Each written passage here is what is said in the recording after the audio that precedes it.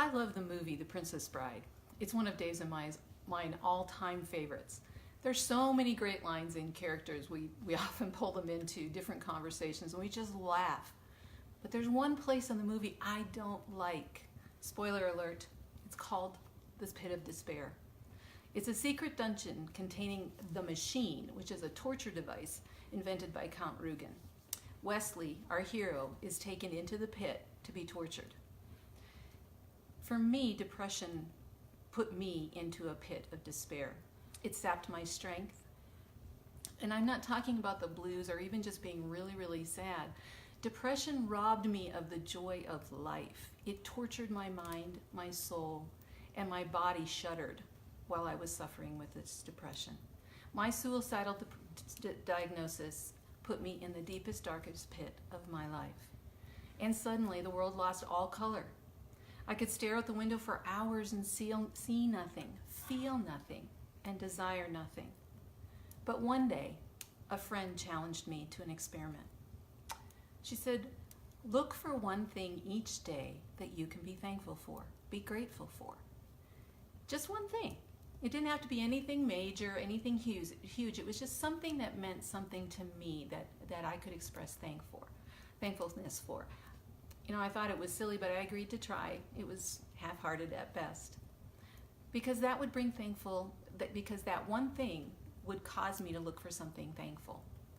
But I couldn't figure out how this was going to help with my depression. I mean, really, just expressing thanks for something every day. But I tried. I thought, well, I'll give it a try. So the first day, all I said was, thank you for the sunshine. And then the next day, I was thankful that I could get a glass of water simply by turning on the faucet. And then it was a cloudy, kind of a rainy day, and I was thankful for the warm blanket that I could wrap up in because I was cold. And as I continued to do that, the world began to have color.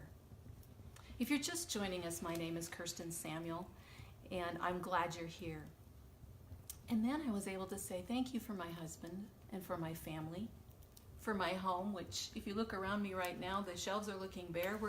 We're selling this home that I've loved for so many years, and God is taking us on a new adventure. But I was thankful for it. And as I started to express these things, more color came back into my life. And then it became things like, thank you that I can breathe today, that I have breath, that I am still alive. And then it became, thank you for the gift of today, because today is a gift. We're not guaranteed tomorrow. The scripture tells us that. Bible says that we are not guaranteed to have tomorrow. So I became thankful that I was alive today. Now, there's a scientific term for this. It's called your RAS filter, which means reticular activating system. Now that's a fancy sounding term that just simply means that your brain will focus on the things that you decide are important and filter out everything else. So if you've just found out that you're pregnant, every place you walk, you're gonna see every pregnant woman that's available. If you are deciding that you're gonna buy a new RAV4, all of a sudden you're gonna start noticing all the RAV4s that are around you on the road. You didn't see them the day before, but the day that you decided that this is what the car that you wanted, all of a sudden you're gonna see them everywhere. And that's what happened when I was starting to recover from depression. When I took that challenge and I decided to look for that one thing every day and express thanks, my mind focused on that. My RAS filter kicked in, and all of a sudden I became thankful, and I started to see more things to be thankful, and my attitude changed. And along with that, the world began to have color. Then I read this verse in Psalm 40, verses 1 through 4. I'm not going to read the whole thing to you. I'm going to paraphrase it, but it says, I waited patiently for the Lord to help me, and he turned to me and he heard my cry. He lifted me out of that pit of despair, out of the mud and the mire, and he set my feet on solid ground. I was so thankful for that verse. I have read that verse many, many times before, but I had never seen it. But now that my RAS filter was focused on gratitude and thankfulness, I could see it. So today, could a strategic shift in your thinking dramatically alter your life? Yeah, I believe it can. You can climb out of that pit of despair. You're not trapped. You're not tied down. It's a choice.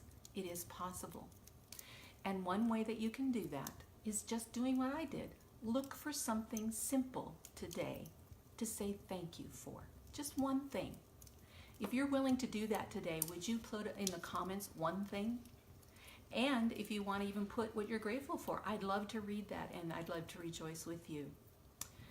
You know, if you're struggling with depression or just needing encouragement, I would love to walk alongside you, encourage you. You can send me an email at kirsten@kirstendsamuel.com. Kirsten is spelled Kirsten. My middle initial is D like Diane. And Samuel is the last name, just like the first name Samuel, Samuel, no S on the end. Or you can direct message me here on Facebook. I'm grateful you joined me today. Have a great day, and I'll see you next week.